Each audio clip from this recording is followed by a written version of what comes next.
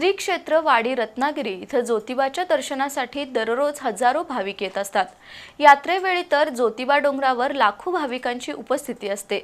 अशा वेळी काही विक्रेत्यांकडून भेसळयुक्त पेढे आणि कलाकंदाची विक्री होते। त्यातून नागरिकांच्या जीवाशी खेळण्याचा प्रकार होतोय। पण तरीही प्रशासनाकडून कसलीही कठोर कारवाई होत नाही। येत्या 10 दिवसात भेसळयुक्त पेढे किंवा मिठाई विकणाऱ्यांवर गुन्हे दाखल व्हावेत, अन्यथा आमरण उपोषण करण्याचा इशारा वाडी रत्नागिरी ग्रामपंचायतीचे माजी सदस्य सुनील नवाळे आणि ग्रामस्थ जगदीश पाटील, लक्ष्मण कुंभार, भास्कर लोखंडे, गोरख गुणे यांनी दिलाय। लाखो भाविकांचं श्रद्धास्थान असलेल्या वाडी रत्नागिरी अर्थात ज्योतिबा डोंगरावर गेल्या काही महिन्यांपासून भेसळयुक्त पेढे विक्री होत आहेत। या विरोधात ग्रामस्थांनी आवाज उठवलाय, काही व्यावसायिकांनी आवाज उठवलाय। आपण जाणून घेऊया, आपल्यासोबत माजी ग्रामपंचायत सदस्य नवाळे साहेब आहेत।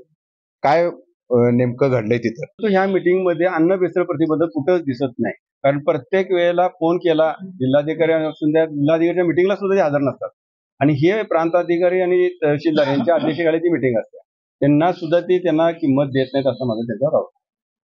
ग्राहक पंचायतीचे सदस्य इथं उपस्थित आहेत, त्यांच्याकडून जाणून घेऊया नेमकं त्यांनी या संदर्भात काय भूमिका घेतली।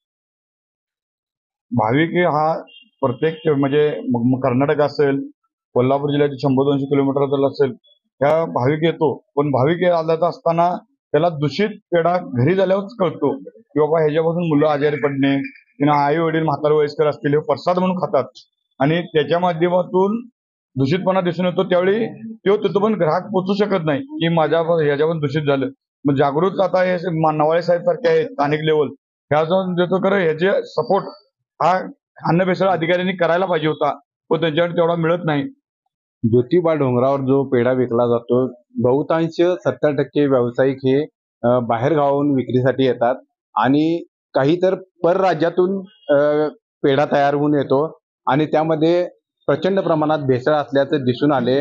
बुरशीजन्य पदार्थ विक्रीला बंदी आहे, नागरिकांच्या आरोग्याशी खेळणं हे धोकादायक आहे, हे सगळं माहीत असताना देखील विक्रेते अतिधाडस करत आहेत। त्याचबरोबर यांच्यावर नियंत्रण ठेवण्याची ज्यांची जबाबदारी आहे असं अन्न औषध प्रशासन कार्यालय झोपेचं सोंग घेते की आणि काही घडामोडी सुरू आहेत, याबद्दल शंका निर्माण होतीये।